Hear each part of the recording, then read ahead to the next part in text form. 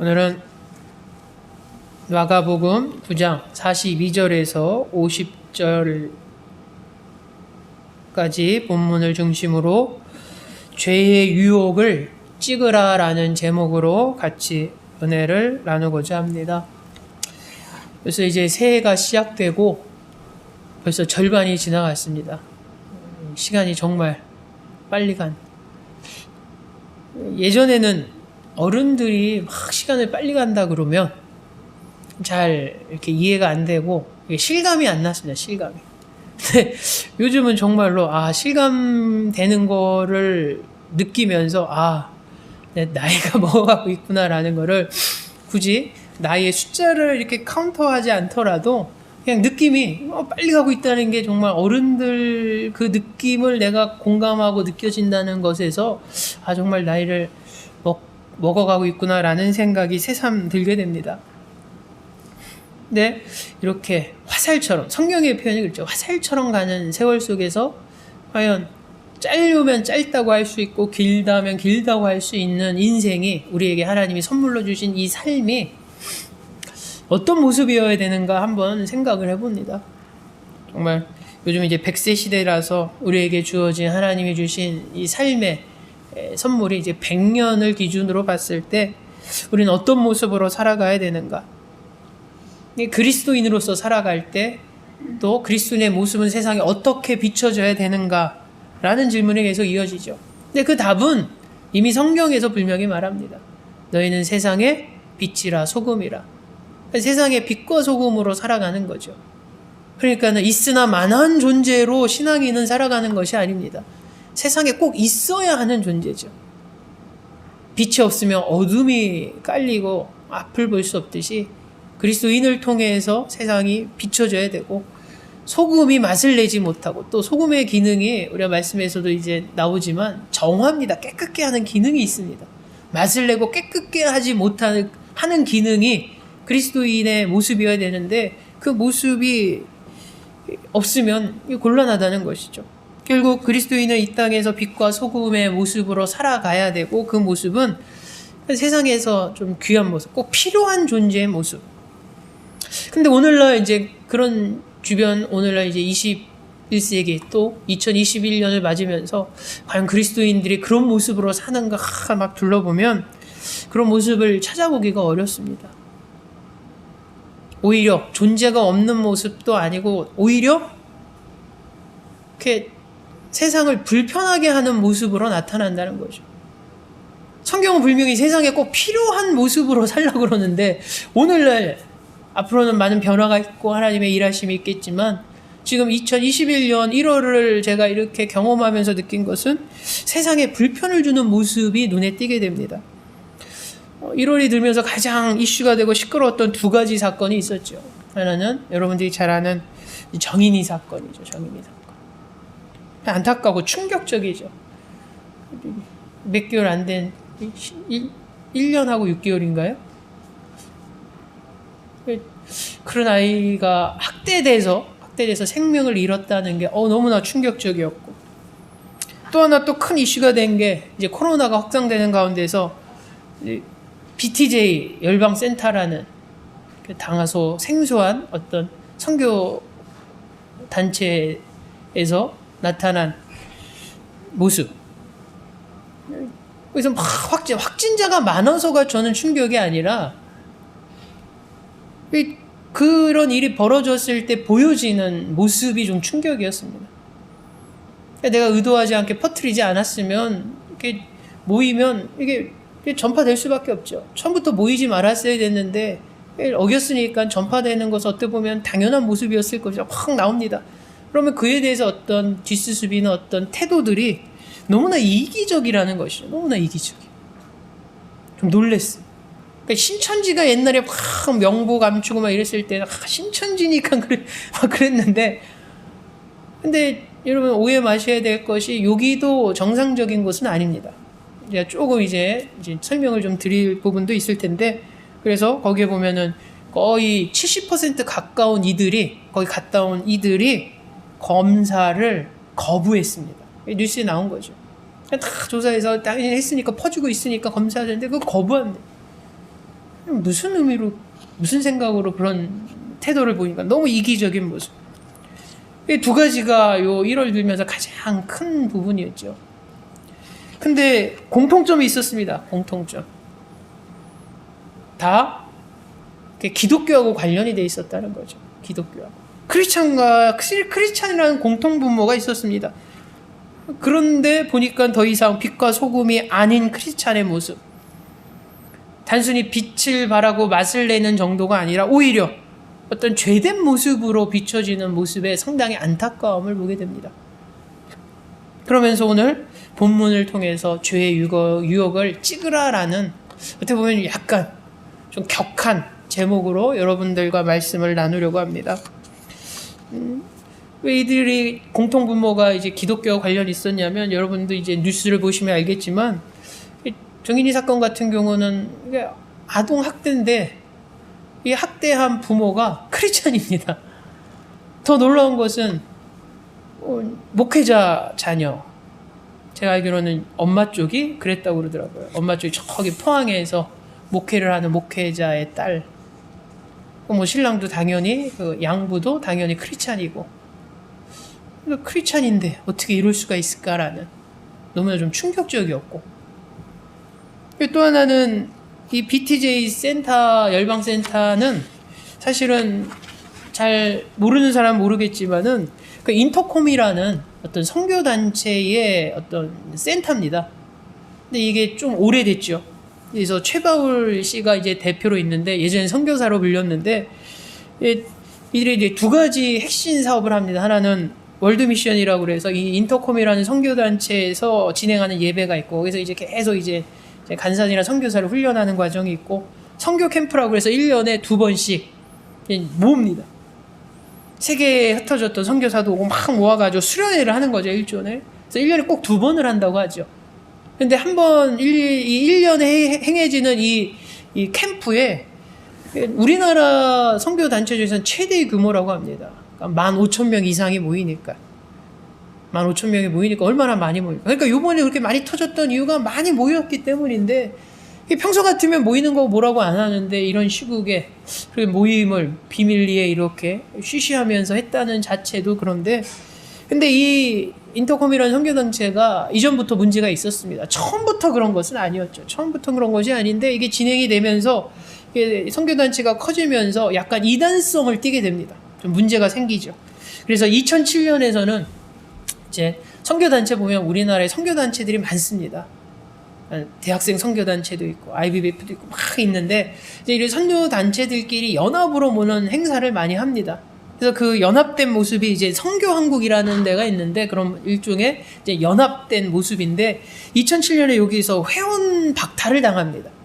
문제는 이단성이 있다. 인터콤에 이단성이 있어서. 그리고 이 모습이 이제 알려지고 퍼지니까 이제 각 교단이 이제는 좀 촉각을 세우게 되죠. 왜냐하면 교단에서 운영하는 선교단체가 아니라 이것은 약간 초교파 선교단체. 선교단체의 특징이 그렇죠. 어느 교단에 소속되기보다는 막 선교단체인데 거기 소속에는 뭐 합동 측도 오고 뭐 통합 측도 오고 장로 측도 오고 뭐 감리교 측도 오고 막 이래서 선교단체의 모습이 원래 좀 그런 특성이 있습니다. 그러다 보니까 각 교단마다 이제 조사가 들어갑니다. 이제 저희 대한예수고 장로에 저희는 이제 합동 측인데, 저희 합동 측 교단에서도 이제 조사를 들어갑니다. 2년 동안 이제 실시를 하죠. 왜냐하면 이 합동 측 교회, 전국에 있는 많은 교회들이 이 인터콤 선교단체 행사에 많이 참여하고, 교회 성도들, 청소년들도 가서 캠프에 가고 막 이런 모습들이 있었기 때문에 이제 좀 심각성을 파악을 한 거죠. 그래서 2년 동안 조사를 한 결과 좀 문제가 있음을 발견합니다. 가장 대표적인 게 여러분도 아시는 땅 밟기 운동. 뭐라고 하냐면은 절에 가가지고 절에다 대고 기도하는 거죠. 이 절 망하게 하시오. 여기에 사실은 좀 과한 부분이 분명히 있습니다. 그러니까는 복음이 선포되어지고 막 이런 것들의 공통적인 궁극적으로 추구한 거는 문제가 없는데, 문제는 그것을 진행하는 방법. 그래서 분명히 문제가 있습니다. 그래서 한때 좀 말 많았던 막 땅받기 운동이 사실 여기서 시작된 거죠. 그래서 몰래 깜깜한데 막 절에 가서 벽에다 대고 무너져라 막 기도하고 오라고 시키고. 그래서 여러 가지 문제가 돼서 이제 지적을 했습니다. 우리 교단에서. 야, 너네 이런 거 좀 문제가 있고 약간 이건 성경적이지 않다. 이런 거는 좀 수정을 해서 해야 된다라고 이야기를 하죠. 왜냐하면 그때까지만 해도 궁극적인 것은 복음 사역의 이제 선교단체였기 때문에. 그랬는데 죄송합니다, 반성하겠습니다, 이렇게 대표였던 최바울 씨가 그렇게 나왔는데 그걸 고치질 않았습니다. 그냥 말로만 네네 하고. 그래서 결국은 2013년에 저희 교단에서 총회를 열어서 2013년에 여기 인터콤은 이단성이 있는 단체가 맞다. 그러니까 모든 교회는 이 단체의 교류를 금지하는 것으로 결정을 졌습니다. 그러니까 이제 만약 산하 단체였다면, 만약 우리 교단이 운영하는 선교 단체였다면 이제 폐쇄시켜버리거나 뭐 그럴 수 있는데, 우리 교단에서 운영하는 선교 단체는 아니고 그런 어떤 밖에 있는 그런 선교 단체였기 때문에 우리 교단에서 뭐 어떤 제재를 가할 수는 없고, 우리가 할 수 있는 거는 쟤는 이단성이 있어, 그러니까 쟤하고 놀지 마.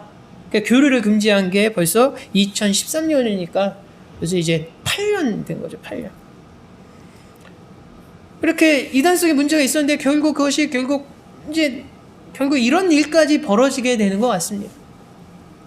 보면은 문제가 됐던 것 중에 많은 내용들이 있지만, 대표적인 게 이제 이 대표되는 사람이 이제 젊었을 때 어디서 훈련받았냐면 저기 이단의 대표적인 교회 이제 성락교회, 귀신론 이야기했던 이제 김기동 씨 밑에서 이제 거기서 좀 배웠고, 그러다 보니까 영향력을 무시할 수가 없죠. 그리고 말씀을 가르치는 가운데서 하나님의 절대 주권을 인정하지 않는 모습을 가끔 보입니다.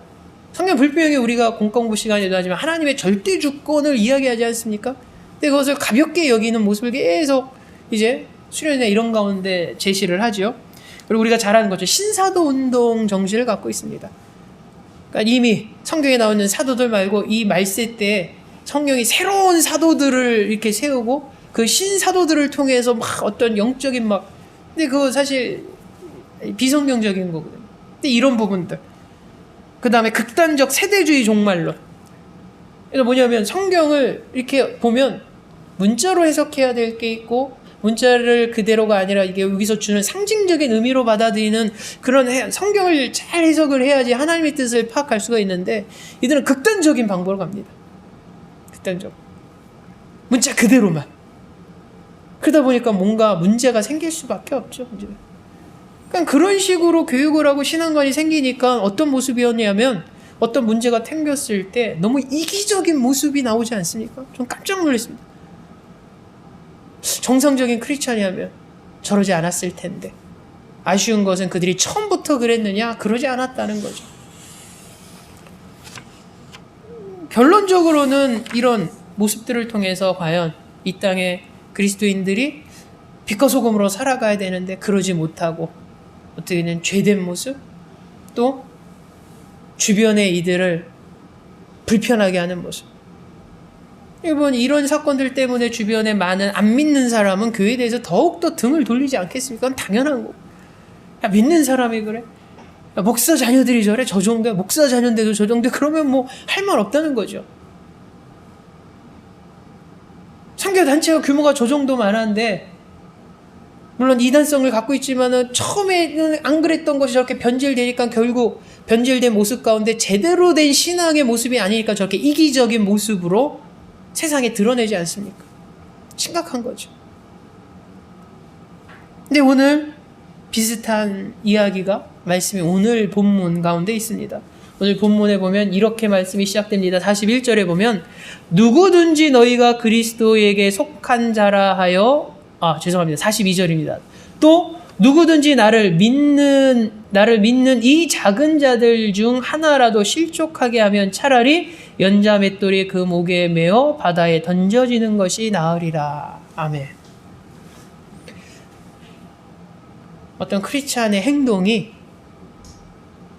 다른 믿는 이들을 시험들게 했다면, 실족하게 했다면 이게 얼마나 큰 문제인가를 오늘 주님께서 우리에게 얘기하십니다. 그냥 실족하게 된 거 보고 쟤는 믿음이 약해서 저렇게 실족해버렸네, 뭐 그런 거 갖고 넘어져? 이게 아닙니다, 여러분. 오늘 성경에 봤더니 공동체 가운데는 분명히 작은 자들이 있음을 성경은 이야기합니다. 그러니까 공동체 안에 모두 다가 믿음이 크고 믿음이 좋고 막 이런 자들만 있는 것이 아니라는 것이죠. 주님이 직접 말씀을 전하시고 복음을 전했을 그 당시도 그랬습니다. 예수님이 세우신 12제자 외에도 예수님을 따르는 무리들이 있죠. 40인 제자부터 해서 많은 무리들이 있었을 것입니다. 예수님을 따르는 그들 가운데서도, 그 공동체 가운데서도 작은 자들이 있습니다. 그래서 예수님이 뭐라고 표현하냐면 나를 믿는 이 작은 자들 중에 라고 표현을 쓰시죠. 그러니까 예수님이 직접 복음을 전하지만, 그리고 예수님이 직접 행하신 어떤 능력의 기적을 봤지만 그럼에도 불구하고 모두가 믿음이 좋았던 것은 아닙니다. 믿음이 작은 자가 있었다는 거죠. 아마 그랬을 것 같습니다. 아마 주님이 말씀하신 메시지를 다 이해하지 못하고, 왜냐하면 세상적인 기준으로 봤을 때는 때로는 주님이 말씀하신 게 와닿지 않고 이렇게 충돌할 때가 있거든요. 그래서 이해하지 못하기 때문에 말씀으로 더 나아가지 못한 이들이 있겠죠. 그걸 봤을 때 주님께서는 작은 자로 보이실 겁니다. 믿음이 작은 자, 연약한 자. 그리고 성향 자체가 좀 까다로운 이들도 있겠죠. 그런 사람 있지 않습니까? 말씀을 따라다니면 항상 뭔가 삐딱해서 항상 딴지를 걸려고 하고, 어떤 뭘 얘기하는데 좋은 거를 봐야 되는데 자꾸 잘못한 거 뭐 있나라고 보는 사람들. 성도들 가운데도 있고 분명히 주님을 따르는 이들 가운데도 있을 것입니다. 주님이 막 말씀하시는데 주님의 말씀의 핵심보다는 주님이 뭔가 이해 안 되고 잘못된 부분에 더 막 깔탈스럽게, 정말 그래요? 주님 말씀한 게 정말 맞을까요? 막 이런 식의 접근이 있겠죠. 의심 좀 많고. 그래서 주님 보셨을 때는 그 행동 자체보다 이런 믿음을 가진 자가, 이런 신앙의 모습을 보인 자가 작은 자들이죠. 작은 자들. 또 어떤 이들이 나를 믿는 작은 자들이겠습니까? 말 그대로 연약한 자이죠. 연약한 자. 신앙과 믿음뿐만 아니라 그들의 삶이 연약한 자가 있었습니다. 그러니까 존경받지 못한 자죠. 그 당시에, 그 당시는 계급 사회였지 않습니까? 지금하고는 다르게. 그러니까 얼마나 어떤 권력이나 어떤 물질이나 이런 걸로 이렇게 서열이 정해지고, 그 가운데서 차별받고 무시당하고 인정받지 못하고 존중되지 못한 그런 많은 이들이 있겠죠. 그들의 삶이 연약한 삶을 살아가는. 주님이 보셨을 때 그들은 작은 자들이었습니다. 빽도 없고 뭔가 저항도 하지 못하고, 그래서 상처받은, 상처투성이에 있는 이들, 이런 이들이 모두 주님이 보셨을 때는 작은 자들인 것입니다. 작은 자. 네, 여러분, 오늘날은 그러면 작은 자들이 없는가? 주님이 있었을 때 주님이 따르던 그 공동체 안에서 주님은 분명히 작은 자들을 보셨거든요. 그럼 오늘날은 21세기를 살아가는 오늘날의 모든 공동체 안에는 작은 자들이 없는가? 역시 작은 자들이 있습니다. 지금은 덜 그러지만 옛날에는 배우지 못한 이들이 좀 무시당하는 그런 모습이 한국교회도 있지 않았습니까? 정규교육 다 받지 못하고 그러면 막 시골에 막 한글도 자기 이름 제대로 못 쓰는 분 있고 그러면 은연중에 사실 차별받고 이러죠. 보면 항상 좀 규모 있는 교회 보면 항상 사이드에 앉는 분들이 있습니다. 가장자리에 앉는 분들이 있죠. 중심으로 오지 못하고. 왜냐하면 내가 초라해서 내가 이래서 내가 저기까지 가지 못하고 그냥 입구 쪽에 앉았다 가시고. 옛날에 정말 그랬습니다. 최근에도 그러고 있는 것 같아요. 예배에 늘 나오지만 빠져도 관심 갖지 못하는 성도들도 있습니다. 그러니까 존재감이 없는 성도죠. 예를 들어서 그냥 중역진 막 중요한 막 그런 분이 빠지면 막 주변에서 그 권사님 왜 안 오셨대, 집사님 막 하는데 존재감이 없어서 저분은 빠져도 신경 안 쓰고 그렇게 안 쓰고 막 이런 성도들이 분명히 있죠. 교육자도 마찬가지예요. 교육자도 막 중요한 분 빠지면은 목사를 부목사 시켜서 전화해보고 알아봐 막 당장 막 이렇게 하는데, 그러지 못한 성도분은 오셨든 안 오셨든 막 그런 분들 있지 않습니까? 사실 교회 꾸준히 오지만, 이렇게 주류라는 표현은 그렇지만 주류에 받아들이지 않는 성도들이 있습니다. 열심인 사람들이 막 끼리끼리 교회 안에서도 이렇게 모이거든요, 사실. 근데 거기에 끼지 못하는 성도들이 있죠. 어떻게 보면 그런 모든 모습이 오늘 성경에서 나와 있는 작은 자들의 모습임을 우리는 생각할 수가 있습니다. 주님이 계셨던 그 시나 지금이나 하나님을 믿는 작은 자들이 있다는 것이죠. 근데 여러분, 작은 자들의 규모가 적고 크고가 중요한 것이 아니라 주님은 뭐라고 말씀하시냐면 그런 작은 자가 있는데 그 중에 하나라도라고 말합니다. 하나라도.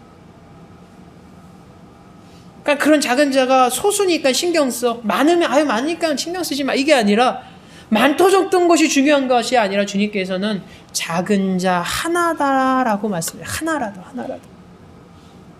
그래서 성경에 뭐라고 말합니까? 나를 믿는 이 작은 자들 중 하나라도 실족하게 되면 차라리 연자 맷돌이 그 목에 매어 바다에 던져지는 것이 나으니라. 여러분, 실족하게 된다라는 것. 실족하게 된다라는 거는 이 헬라어로 스캔달리조라고 하죠. 스캔달리조. 근데 스캔달리조라고 쓰인 이 헬라어가 원어가 어디서 나왔냐면 바로 함정, 덫이라는 이 단어에서 파생된 말입니다.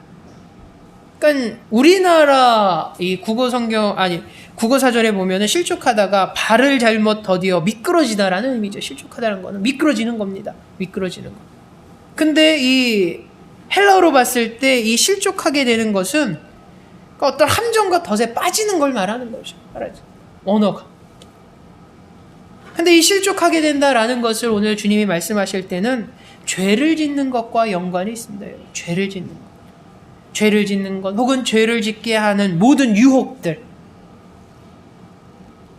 근데 생각해 보십시오. 나로 인해서 정말 작은 자 하나가 죄를 지게 됐습니다. 나로 인해서 정말 믿음이 연약한 자가 실족하게 됐습니다. 이게 얼마나 큰 잘못일까요? 하나님 보시기에 이것이 얼마나 큰 일일까요? 바로 그것을 주님께서 우리에게 오늘 이야기하고 있습니다. 아주 엄중하게 경고하고 계시죠.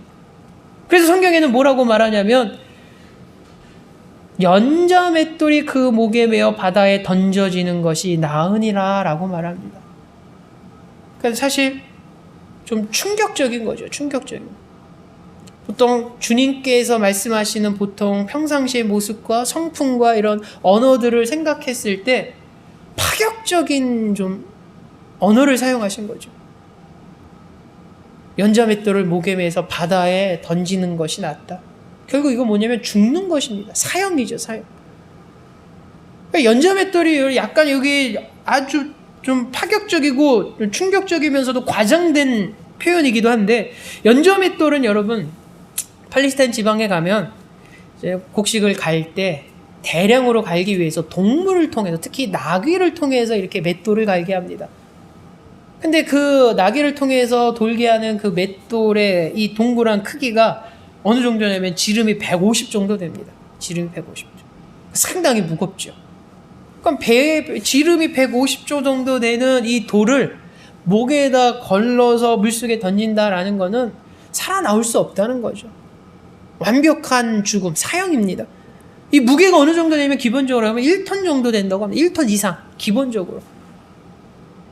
그러니까 몇십 킬로를 몸에다 감고 물속에 들어가도 쭈르륵 해서 올라올 수가 없는데 1톤 이상 되는 연자 맷돌을 목에 메어서 바다에 던지는 거 완전한 죽음이죠. 실제로 여러분 그 당시에 로마법에는 이 사형법이 있었습니다. 그래서 기록에 보면은 로마 시대에 사회를 혼란스럽게, 그러니까 질서를 파괴하는 거. 얼마 전에 막 워싱턴에서 난리가 났죠. 의사당에 막 들어가고 막 이게 민주주의가 근간을 흔들리고 막 질서 파괴. 이 정도 되면 뭐냐면은 연자 맷돌로 물속에 집어넣는다는 거죠. 그 정도로 큰 죄형입니다. 실제로 있었던 로마 시대죠. 이렇게 주님께서 극단적이고 어떻게 보면 좀 과장된 말씀을 제자들에게 하셨고 그 이유는 제자들이 이걸 통해서 상당히 놀랐을 것입니다. 왜 주님께서 이런 말씀을 제자들에게 하셨는가? 왜 이런 경고를 하셨는가? 간단히 말하면 너희 죄 짓지 말라는 겁니다. 제자를 통해서. 죄 짓지 말아라. 그리고 더 심각한 거는 너로 인해서 다른 이가 죄 짓는 것이다 라는 거죠. 기본적인 베이스는 제자들한테 이런 말씀하신 거예요. 야, 너네들 실족하면 안 돼. 죄의 유혹에 넘어가면 안 돼. 죄된 모습 나타나면 안 돼. 그리스도인은. 근데 그거보다도 오늘 본문의 핵심은 더 나쁘고 더 중요한 것은 너로 인해서 다른 이가 죄 짓는 거야. 실족하는 거야. 죄의 유혹에 빠지는 거야. 너 때문에 그렇게 되는 거야. 그것이 엄청나게 중요하고 엄중한 문제임을 오늘 성경에서 말한, 간단히 이야기하면 말씀드린 것처럼 그리스도인은 죄 짓지 마라. 기본이죠. 하나님 말씀대로 사는데 죄 지으면 안 되죠. 그리고 다른 이들의 죄를 빠뜨리면 안 되죠. 더더군다나 믿음이 작은 자, 연약한 자를 실족하게 하면 더더욱 안 된다는 겁니다. 오늘 주님께서 그 얘기를 말씀하고 계시는 거죠. 그러니까 주님께서 특별히 작은 자들의 연약한 믿음과 신앙을 관심을 갖고 그들을 더 배려하고 그래야 된다는 것은 우리가 하나님의 성품으로, 속성으로 우리 이미 알고 있는 것이죠. 하나님께서는 더 연약한 자들, 작은 자들을 하나님은 더 신경 쓰시고 마음을 두시는 것을 우리는 성경을 통해서 이미 알고 있습니다. 근데 여러분, 물에 빠뜨린 것보다 낫다라는 의미는 무엇보다 더 낫다는가? 그러니까 주님께서는 결론을 말하지 않습니다. 뭐보다 물에 빠뜨린 게 더 낫다라고 말씀 안 하지만 우리는 그 답을 충분히 찾을 수 있을 것입니다. 누군가를 실족해 하는 것보다 차라리 물에 빠지는 게 낫다. 그럼 과연 무엇보다 물에 빠지는 게 더 낫는가? 한마디로 이야기하자면 나중에 하나님께서 너 때문에 다른 자가 실족되었게 하는 그것으로 인해서 그 사람에게 행하실 심판받는 것보다는 차라리 연자맷돌로 물에 빠지는 게 더 낫다라는 거죠. 더 쉽게 얘기하자면 내가 나로 인해서 다른 이가 시험 들고 실족하고 범죄하고 죄의 유혹에 빠지게 되는, 나로 인해서 그런 일이 생긴다면 나에게 나타날 그 심판은 너무너무 커서 차라리 연자맷돌로 물에 빠져 죽는 것이 더 낫다라는 얘기입니다. 그러니까 얼마나 하나님께서 나로 인해서 믿는 크리스찬을 주변의 다른 이들을 실족해 하는 것이 얼마나 엄중하고 큰 죄인가를 오늘 성경에서 분명히 이야기하고 있는 것이죠. 근데 왜 주님께서 이 얘기를 하셨을까요? 보통 같으면 제자들에게 야, 너네 죄 짓지 마. 너 죄 짓는 삶 살면 안 돼. 죄의 유혹을 이겨내. 말씀대로 살아. 이런 메시지를 보통 전하시는 게 일반적인 모습이지 않습니까? 근데 주님께서 오늘 뭐라고 말하냐면, 야, 너로 인해서 실족하는 자, 너로 인해서 죄의 유혹에 빠지는 자, 너로 인해서 죄 짓게 되는 자, 너 그 죄 어마어마하게 커라고 얘기하시죠. 그 얘기는 지금 이 공동체 가운데 알게 모르게 작은 자들을 실족해 하는 모습이 나타났기 때문입니다, 여러분. 내가 의도했던 의도하지 않았던, 내가 크리스찬인데 나의 행동이, 나의 언행이, 나의 삶의 모습이 내가 의도했던 의도하지 않았던 주변의 연약한 크리스찬들이 나로 인해서 실족하게 되는 모습이 나타났다는 거죠. 그래서 다음에 주님께서 말씀하실 때 뭐라고 말합니까? 내가 손을 가지고 범죄하고 네가 발을 가지고 범죄하고 내가 눈으로 범죄하는 것보다, 그 표현이 왜 그러시겠습니까? 그리스도인들이 살아가면서 나도 모르게 손으로 범죄하고 내 발, 살아가는 모습, 결국 성경에서 말한 눈과 손과 발이라는 것은 결국 그 사람의 언행과 삶의 모습이라는 거죠. 그 모습으로 인해서 누군가가 실족하게 될 때 이것이 어마어마하게 큰 잘못과 죄라는 것이죠. 저는 그런 상상을 해봅니다. 여기 본문에 보면 44절 없음, 46절 없음. 이 없다라는 게 뭐냐면 이제 기록으로 지금 사본에 남겨지지 않아서 없음으로 나왔지 않습니까? 그냥 저는 그냥 감히 상상을 해봅니다. 감히 상상. 뭐가 여기에 들어갔을까? 함부로 얘기하면 성경에도 없는 말했네 막 이럴까 봐 제가 상상을 했다는 얘기를 말씀드립니다. 저는 입이 들어갔을 것 같습니다. 저는 들어갔다면 너의 손이, 너의 발이, 너의 눈이, 너의 입이 범죄하거든. 왜냐하면 주님께서 비유를 드실 때 한 사람의 삶의 모습을 통해서 범죄하게 될 때 나타나는 이들을 쫙 중요한 부위를 얘기하실 때 저는 입을 생각하게 됩니다. 얼마나 우리가 입으로 말로 주변 이들을 상처 줍니까? 실족하게 합니까?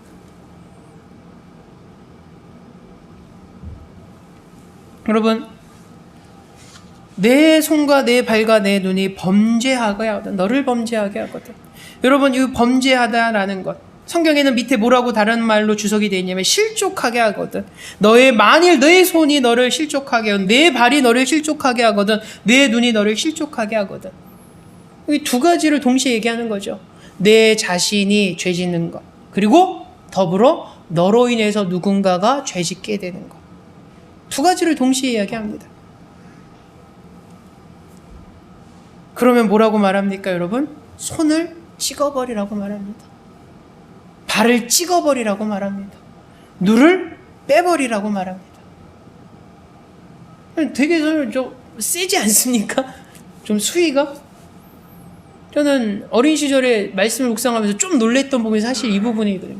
야, 주님께서 말씀하시는데 그냥 그건 죄야, 회개해, 하나님의 심판이 있을 거야, 막 이렇게 할 수도 있는데, 막 구체적으로 손을 찍어버리고 발을 찍고 눈을 빼버리라는 것이 어린 시절에 저한테는 되게 좀 놀란 부분이었습니다. 그만큼 상당히 극단적으로 이야기하시는 것이죠. 그만큼 죄라는 것이, 죄의 유혹을 벗어나고 죄에 빠지지 않기 위해서, 내가 죄 짓지 않기 위해서, 나로 인해서 누군가가 실족하지 않기 위해서는 이렇게 해야 된다는 겁니다. 이렇게. 그럼 여러분, 내 손과 내 발이, 내 눈이 뽑으면 결과적으로 어떻게 됩니까, 여러분? 성경에도 나왔지만 불구가 됩니다. 성경엔 불구, 장애인이라는 표현을 쓰죠. 불구가 돼버립니다. 정상인이 아니게 되죠. 근데 뭐라고 말씀하시냐면, 그러나 죄 짓는 것으로 말미암아 지옥 가는 것보다 낫다라고 말합니다. 내가 불구가 될지언정, 정상인에서 벗어날지언정, 내가 지옥 가는 것보다는 천국 가는 게 낫다는 거죠. 여기서 우리가 오해하지 말아야 될 것은, 내가 믿음으로 구원 가는데 죄 지으면 지옥 가고 죄 안 지으면 천국 가고 여러분, 여기서 죄를 짓는다는 개념은 이미 그리스도인으로서의 믿음과 신앙을 던져버렸다는 의미입니다, 여러분. 그러니까 그리스도인으로서 믿음 착하는데 어쩌다 내가 실수하고, 그리스도인으로 잘 살아가다가 어떻게 유혹에서 잠깐 넘어가고, 이런 모습 때문에 당장 지옥 가고 구원 없다, 이런 의미가 아니라, 오늘 본문에 나와 있는 범죄하고 실족하게 된다라는 것은 이미 그 죄 짓는 모습 가운데 그리스도인이 아닌 모습으로 바뀌는 걸 말하죠. 내 신앙과 믿음이 사라져버리는 거죠. 내 믿음과 신앙이 있다면 말씀대로 살기 때문에 죄를 짓지 않습니다. 그러나 내가 믿음과 신앙을 던져버릴 때 나는 세상 사람으로 살아가는 거고, 그 가운데에서 죄된 삶으로 살아가는 거죠. 탐욕 속에 살아가고, 이기심으로 살아가고, 사기치면서 살아가고.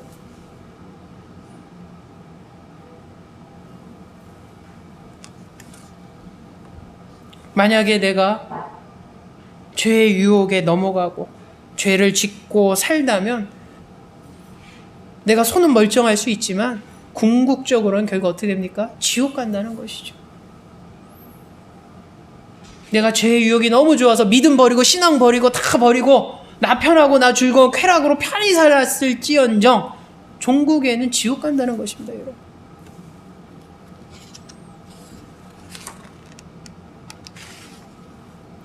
사실 주님께서 왜 이렇게 격한 표현을 하셨는가? 여러분, 여기에는 제자들에게 주님께서 우리의 신앙과 믿음을 방해하는 어떤 외적인 것보다는 사실은 내적인 악을 더 두려워하고 경계하라는 메시지가 담고 있습니다. 내가 죄 짓는 게 내가 외부의 압력 때문에 억지로 죄 짓고 외부의 문제로 인해서 내가 죄 짓는 게 아니라, 성경에 뭐라고 말합니까? 만일 내 손이, 내 발이, 내 눈이 범죄하거든이라고 말하지 않습니까? 내 손이, 내 발이, 내 눈이 범죄하고 혹은 누군가를 실족하게 한다면, 결국 나에 대한 문제라는 것이에요, 여러분. 내 문제라는 것입니다. 우리가 죄 짓는 삶, 내가 믿음과 신앙을 버리는 삶, 믿음 생활하니까 막 외부에서 박해하고 예수 믿지 마 해서 힘들어서 내가 신앙 버리고 믿음 버리고, 이게 아니죠. 결국 내가 내 탐욕과 내 욕심과 내 야망 때문에 결국 내 신앙 버리고 믿음 버리고 죄된 삶으로 살아가는 것입니다. 그리고 그런 모습 가운데, 그런 타협하는 모습 가운데 내 주변에 믿음 없는 자들은 실족하게 되는 거죠. 여러분, 제가 가끔 얘기 많이 하지 않습니까? 가나안 성도, 안나가 교회 성도, 가나안 성도들의 대부분이 왜 가장 큰 이유가 뭐냐라고 했을 때, 주변에 믿음 좋다고 이야기하는 분의 삶의 모습을 보고 충격받거나 그것 때문에 실족했다라고 이야기를 합니다. 내가 다녔던 목사님 때문에 시험 들었다는 거고, 내 교회에 있는 권사님, 장로님 때문에 내가 시험 들었다는 거고, 아주 열심인 집사님의 모습에 내가 시험 들었다는 거죠. 그럼 과연 좋은 모습을 보였는데, 말씀대로 살아가는 모습을 보였는데 실족하게 됩니까? 아니지요, 아니죠. 거꾸로죠. 그렇게 살아가야 할 위치에서, 더욱더 본이 되어야 될 위치에서, 몸이 될 위치에 있는 신앙인이 그 위치에서 다른 모습을 보이니까, 이중적인 모습을 보이니까, 더 세상적인 모습을 보이니까, 그걸 믿음이 약한 이들은 시험 드는 거죠. 실족하게 되는 거죠. 결국 주님께서는 내적인 악을 더 경고하라고 말합니다. 외부에 그 당시도 막 압력이 있지 않습니까?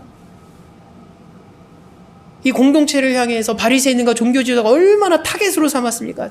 그리스도와 주변 그 따르는 무리들을. 그것이 그들을 무너뜨린 것이 아니라 오히려 너희 안에 있는 악이 너희 자신들을 무너뜨리고 실족하게 한다는 거죠. 그리고 여러분, 또 하나 봐야 될 것은, 왜 주님께서 이렇게 막 손을 찢고 발을 찢고 눈을 빼면 과격하게 이런 표현을 썼을까? 분명한 거, 이건 과장법입니다, 여러분.